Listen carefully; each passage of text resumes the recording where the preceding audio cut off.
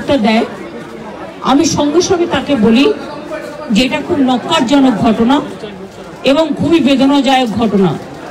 যেই জড়িত থাক তাকে ইমিডিয়েট শাস্তি দিতে হবে এবং আমরা চাই এই কেসটা ফাস্ট ট্র্যাক কোর্টে হোক। ফাস্ট ট্র্যাক কোর্টে হলে জুডিশিয়াল প্রসেসটা তাড়াতাড়ি হবে এবং তাতে আমরা ফাঁসির দাবি জানাবো।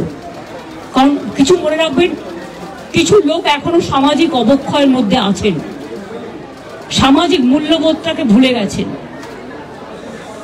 মেয়েদের গায়ে হাত দেওয়া যে কত বড় অপরাধ এবং তার সাথে যে অত্যাচার করেছে বা তাকে যেভাবে খুন করেছে, আমি আশ্চর্য হয়ে যাচ্ছি। ওখানে নার্সরা ছিলেন, ওখানে ওদের সিকিউরিটি ছিলেন,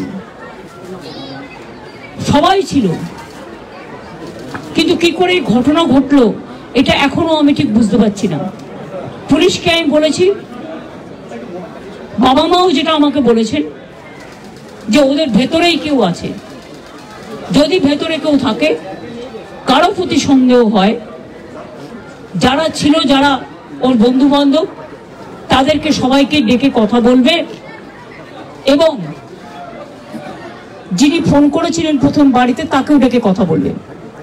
আজকে প্রিন্সিপাল নিজে রেজিগনেশন করে দিয়েছিলেন, বলছিলেন যে আমার বাড়িতেও তো বাচ্চারা আছে, যেভাবে আমাকে গালিগালাজ করা হচ্ছে, তা আমরা তাকে বুঝিয়ে বলেছি ঠিক আছে আপনাকে ওখানে কাজ করতে হবে না, আমরা ওনাকে সরিয়েছি অন্য জায়গায়। আমরা ওখানে MSVP কেও সরিয়ে দিয়েছি ডিউ টু নেগলিজেন্স।